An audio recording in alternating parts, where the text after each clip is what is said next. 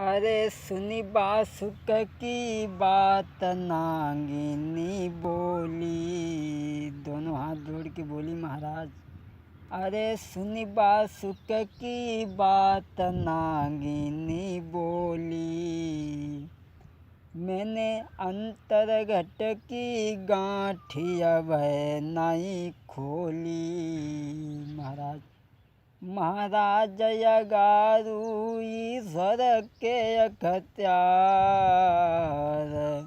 सुत जनमे या कन्या जाको पतो नाई भरतार। सुत जनमे या कन्या इतमें होनी है बलवान। बाबई की बदरिया मड़रानी। इतमें होनी है बलवान। बाबई मेट न जाती है। नागिनी ने कही महाराज, अगर हमारे गर्भ से लड़की पैदा भई तो मैं बाय मार के संग मर जाऊंगी, लेकिन तुम्हारे प्राणों को और तुम्हारे धर्म को कभी न जाने दूंगी। अब उस नागिनी ने राजा को तो इस तरीक़ा से समझा दिया, तो तसल्ली दे दी।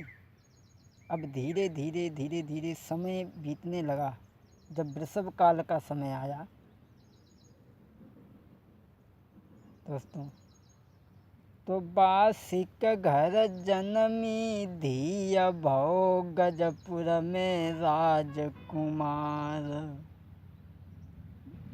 जब समय आओ धीरे धीरे वृषभ को, तो बासिक के घर में लड़का ना जन्मो, कन्या जन्मी कन्या। और वह पार्थ के घर में लड़का जन्मो, वह लड़का जन्मो, ये कन्या जन्मी। और दोस्तों, अरे बेटा राजा पारथ के भाव है रे दारो है परीक्षत हो नाम। अरे बेटा राजा पारथ के भाव है रे दारो परीक्षत हो नाम। अरे दारो परीक्षत नाम द्वार पे बजती बधाई। खुश हैं सब नर नारी महलयती भारी खुशी छाई। अब धर्मराज और अर्जुन भीम नकुल सहदेव के मगन पांडु बलकारी रे। अब बेटा राजा पारथ के भाव है रे धरो है परीक्षत हो नाम। एक कुंती मात खुशी मन में और खुशी सुभद्रा नारी। और नारी द्रौपदी खुशी है मन में, खुशी सभी है नारी। और धर्मराज अपने आंगन में रहे दान लुटाई। अब बेटा राजा पारथ के भाव है रे धरो है परीक्षत हो नाम। अब बेटा राजा पारथ के भाव है रे धरो परीक्षत हो नाम। ये तो बेटा पैदा भव। धर्मराज अर्जुन भीम नकुल सहदेव पांडु बड़े ही मगन हैं, दान लुटवाए जा रहे हैं। और वह बिटिया पैदा भई।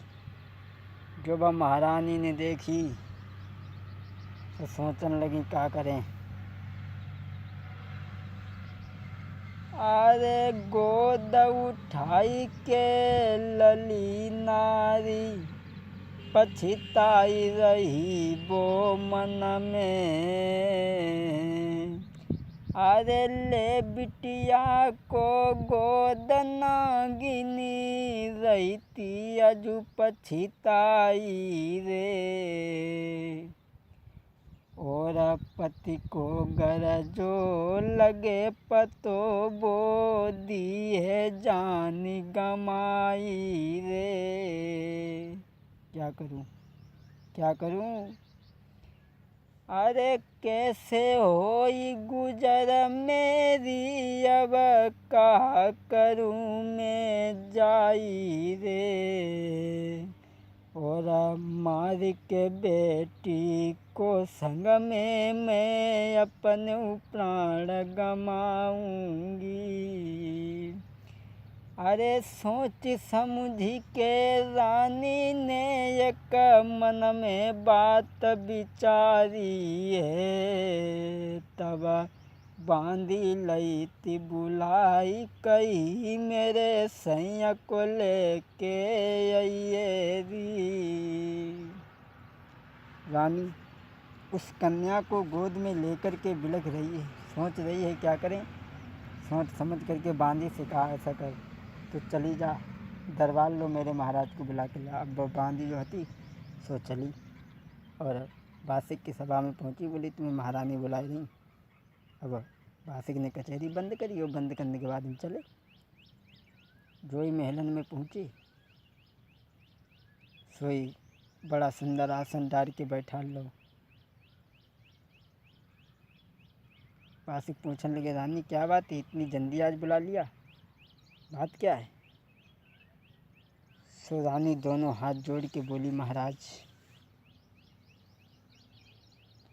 अरे आँखी न भरी के नीर नागिनी रोन लगी थी भेराई रे।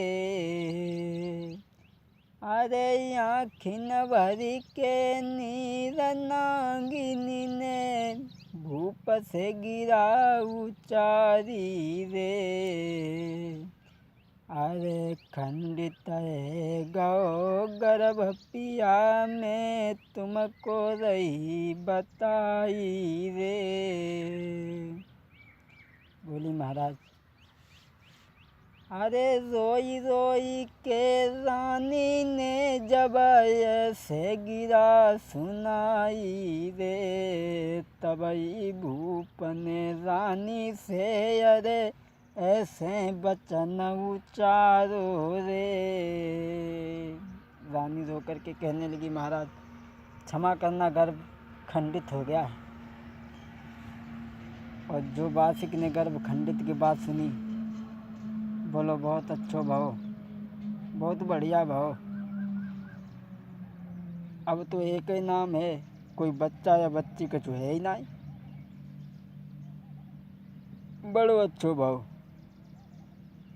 और राजा, अरे राजा मन खुशी मनाई, अरे राजा मन खुशी मनाई। और इंद्रप्रस्थ को भेजी पाती। अब बासिक बड़ा खुश भाव, बोलो बहुत बढ़िया रहो, बहुत बढ़िया रहो। अब वह पाती मालूम तो हती ना उन्हें, बजो नागिनी ने कह दे कि गर्भ खंडित हुई को। अब वह बात उनने पार्थ के लिए चिट्ठी मार लिख के भेज दी कि महाराज माफ़ करना, हमारे गर्भ खंडित है, अब हम क्या करें। महाराज के पाती इंद्रप्रस्थ को दई भिजवाई। और सुनो हमारी बात खंडित है मेरे गर्भ महाराज, तुम सुनो हमारी बात खंडित है मेरे गर्भ आज। कहने लगे क्षमा करना, जो बहुत दिन पहले जो मैंने तुमसे सार खेला था जिसमें हार गया था, वो गर्भ हमारी नष्ट है। महाराज के मेरे घर बनी बिगड़ी गई है, खंडित के गर्भ हमारे घर में है खंडित अरे गर्भ। भैया पाती पढ़ी के भूप पार्थ मन में खिसियानो है बीरन। पाती पढ़ी के भूप पार्थ मन में खिसियानो है। बासिक ने बजो स्त्री ने कई वह बात चिट्ठी में लिख के पठाई दी और कई महाराज क्षमा करना, हम मजबूर हैं, हमारे गर्भ जो है वो खंडित है और क्षमा करना हमें। अब अर्जुन ने वो पाती पढ़ी तो विचार करने लगे, गर्भ खंडित तो नहीं हुआ है, तू मेरे साथ में धोखा कर रहा है। फिर भी अपने दिल पर पत्थर धर कर रहने लगे। और ये धीरे धीरे समय गुजरता चला गया। जब वो लड़का जो पैदा हुआ था वो धीरे धीरे सयाने होने लगे। परीक्षित धीरे धीरे सयाने होने लगे। और जब सयाने होने लगे धीरे धीरे, अरे दिन दिन सयानो भव परीक्षित लाला। कितने सयाने भाई पढ़न लायक को। अरे दिन दिन सयाने भय परीक्षित लाला। अरे सुंदर रूप विशेष उमरी को बाला। महाराज कुंवर विद्या सीखन को जाई। गुरुधन मंत्र राज, गुरुधन मंत्र राज कुंवर को विद्या रहे सिखाई। गुरुधन मंत्र राज वीर नौनी की है बात। धन मंत्र गिरा सुनाई है। अवतोनी की है बात। धन मंत्र गिरा सुनाई है।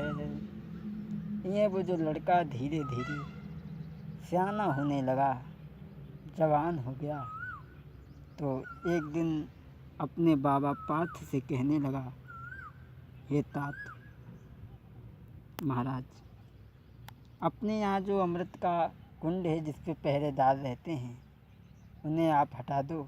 आज से हम रखवाली करेंगे, क्योंकि पहरेदार का काम वैसे भी अच्छा नहीं होता है और हम काम करने के लिए लायक हो गए हैं महाराज, तो अब हमें काम करना चाहिए। कहा, सुनो तात मेरी बात ध्यान लगाई के। और अमृत के कुंड पे हम जाई के करे रखवारी। जब कही कि हम अमृत के कुंड पे जाए के रखवारी करें, पहरेदार को हटा दो, तो पार्थ ने बहुत समझाओ। अब कहीं ऐसे करो, तुम कहूँ न जाओ, कहूँ न जाओ, तुम घर में रहो। कही पार्थ पुचकारी, सुनो मेरी बात लला मेरे प्यारे। मती जाना मेरे लाल ये सीख हमारी। मती जाना मेरे लाल ये सीख हमारी। पार्थ ने समझाया, अरे चक्कर में न पड़ो, कहूँ न जाओ, न जाओ, कहूँ घर में रहो। लेकिन परीक्षित ने एक न मानी, अमृत के कुंड की पहरेदारी करने लगी। और इधर बजरानी ने बिटिया छिपाई लाई लाई थी। हाँ, घर ही में रहती थी, मेरे घर से बाहर नहीं निकलती थी। अगर घर से बाहर निकल जाती तो पोल खुल जाती, वहीं वह कुंडा में चुपचाप बनी रहती थी। काऊ को रानी ने बताई तो हती नहीं। अब धीरे धीरे सयानी होने लगी। दोस्तों, अरे बिटिया राजा बासुक के मेल में सयानी नवल दे हो। बेटी राजा बासुक के